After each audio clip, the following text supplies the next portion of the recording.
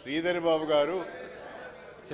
అధ్యక్ష శ్రీనివాస్ యాదవ్ గారు. ఇప్పుడు గౌరవ లెజిస్లేచర్ అఫేర్ మినిస్టర్ గారు 12 మంది అన్నారు. మళ్ళీ వాళ్ళే రూల్స్ చదివిన తర్వాత 10% అన్నారు. ఇప్పటికి వాళ్ళు 14 మంది ఉంటారు అధ్యక్ష. 14 మంది ఎంచుకోండి. ఇప్పుడు మా రిక్వెస్ట్ ఏందో అధ్యక్ష, మేము పూర్తి స్థాయిలో కోఆపరేట్ చేస్తున్నాం. మాకు హౌస్ నడవాలనేటువంటి ఆలోచనతోనే మేము కోఆపరేట్ చేస్తున్నాం. నిన్న కూడా హరీబరీగా మీరు అసెంబ్లీ పెట్టినా కానీ మా సభ్యులు మాకు అవకాశం ఇవ్వకుండా బుల్డోజ్ చేసినా కానీ మేము కోఆపరేట్ చేస్తున్నాం.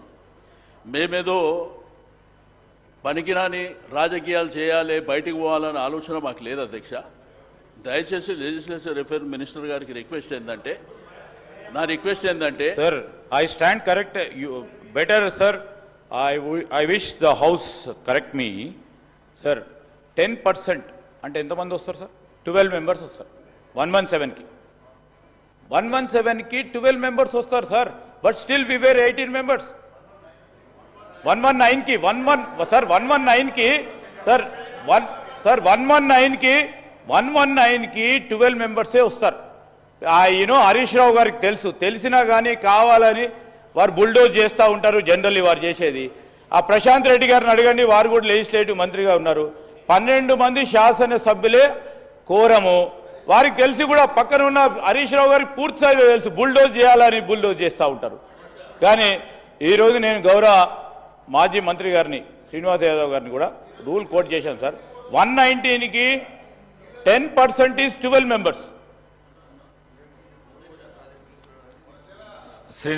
శాసనసభ వ్యవహారాల మంత్రి గారికి మేమేదో ఇబ్బంది పెట్టాలనేటువంటి ఆలోచన మాకు లేదండి. దయచేసి ఏంటంటే ఒక్కసారి కోరం లేదనేటువంటి ఆలోచనతోని మేము చెప్పినప్పుడు ఏంటంటే నెక్స్ట్ అయినా కానీ అటెన్షన్ ఉంటుంది.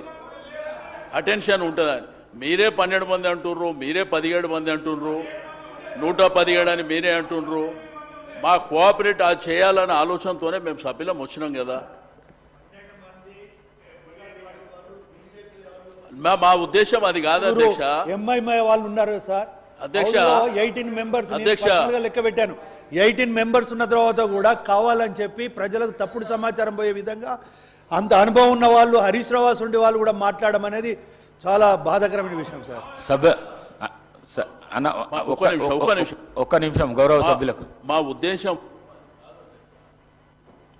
అబాస్పాలు చేయాలనే ఆలోచన ఉంటే మేము ఎందుకు వస్తాం అధ్యక్ష? మీరు మా ఉద్దేశం అది కాదు.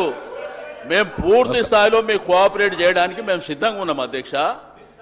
దయచేసి మీ దృష్టిని ఆకర్షించాలనే ఉద్దేశంతో చెప్పిందే తప్ప ఏదో మిమ్మల్ని ఈ కోరం లేదని మేము బయటికి పోయినంత మాత్రాన అబాస్పాలవుతారని మేము అనుకోం కదా. దయచేసి పూర్తి స్థాయిలో మేము కోఆపరేట్ చేస్తామని చెప్పి నేను ఈ సందర్భంగా తెలియజేస్తాను. చాలా చాలా థ్యాంక్స్. గౌరవ సభ్యులకు విజ్ఞప్తి, తొందరగా మనం ఈ డిస్కషన్ కంప్లీట్ చేసుకుంటే చాలామంది కొత్త సభ్యులు ఉన్నారు. వాళ్ళకందరికీ ఈరోజు 0 అవర్ ఇచ్చి వాళ్ళ నియోజకవర్గ సమస్యల గురించి చెప్పుకునే అవకాశం కలిగిపిస్తామని చెప్పేసి మీ అందరితో కోరుకుంటూ